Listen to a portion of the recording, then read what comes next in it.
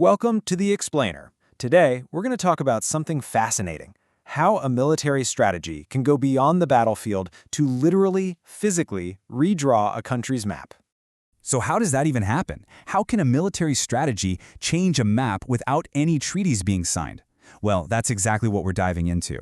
We're looking at a doctrine that isn't just about winning battles. No, it's about creating new realities on the ground, realities that can permanently change a nation's borders. All right, so here's our game plan. First, we'll break down the doctrine itself. Then, we'll see it in action. After that, we'll look at how it might be used again. And finally, we'll zoom out and ask, what does this all mean for the rest of the world? Okay, let's get into it. To really get what's happening on the ground, you have to understand the core strategic idea behind it all. See, this goes way beyond simple battlefield tactics. We're talking about a fundamental shift in how modern conflict is even approached. So what is this Dahiyeh Doctrine? Well, at its core, the logic is pretty simple and pretty brutal.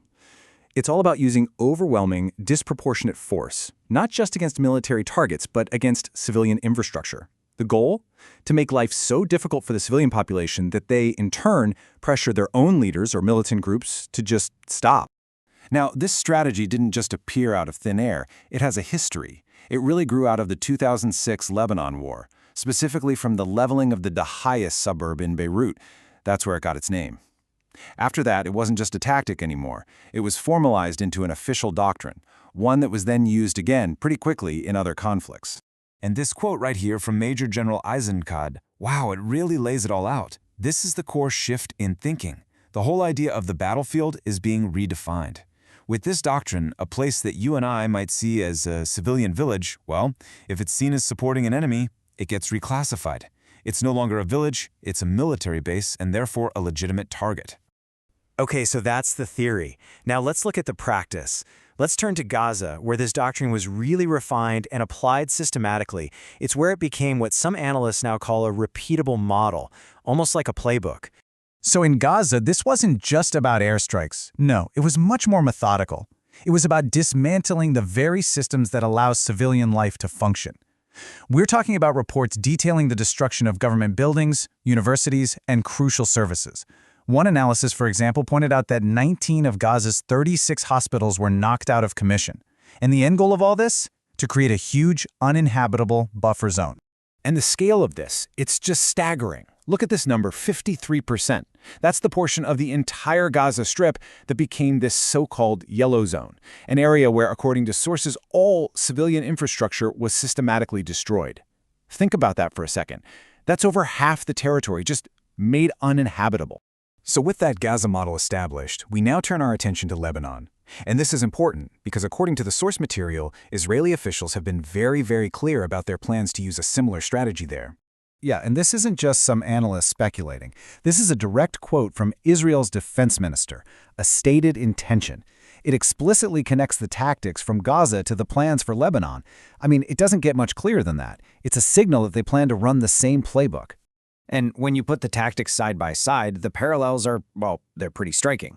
In both situations, you see the creation of these buffer zones by just demolishing villages on a massive scale. Reports also highlight similar patterns of targeting medical facilities, including something called double-tap strikes.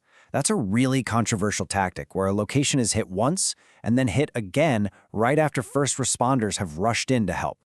So all of this leads to a really critical question, right? How exactly does a temporary military zone, something set up in the heat of a conflict, become a permanent change on the map? Well, analysts who've studied this say it follows a pretty clear four-step pattern. Step 1, you use military force to create facts on the ground. Step 2, you destroy the infrastructure to make the area completely uninhabitable. Step 3, you solidify your control with a long-term military presence. And just like that, what was a temporary zone becomes a de facto border. No treaty needed. And we're not talking about a small strip of land here. The proposed buffer zone in Lebanon is huge. The goal is a zone 10 kilometers deep, which would cover about 1,000 square kilometers of Lebanese territory. To give you some perspective, that's almost 10% of the entire country. This isn't a minor border adjustment, it's a plan for a major redrawing of the map. All right, so let's pull back from the specifics for a moment. Let's zoom out and ask the big question: why does this regional strategy matter to the rest of us? because it could have massive global consequences, really challenging the rules that have governed war for decades. You see, this strategy really goes head-to-head with some of the most basic principles of international law. First, there's the idea of proportionality. You're supposed to use force that's proportional to the threat. This doctrine throws that out the window. Then there's the distinction between civilians and combatants. Calling a village a military base just completely erodes that line.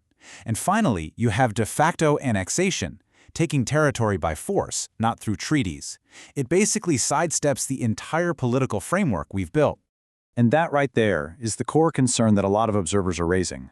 They're worried we're seeing a shift, a move away from a world governed by laws and agreements and toward a world where borders are decided by one simple thing: who has the bigger army? So, that leaves us with this final, really important question. If military force can just redraw internationally recognized borders, what does that mean for global stability? The biggest risk here is precedent. Once you weaken international law in one place, it can start to look normal. And that can encourage other powerful countries to think, hey, we can do that too. It really makes you wonder about the future of borders as we know them.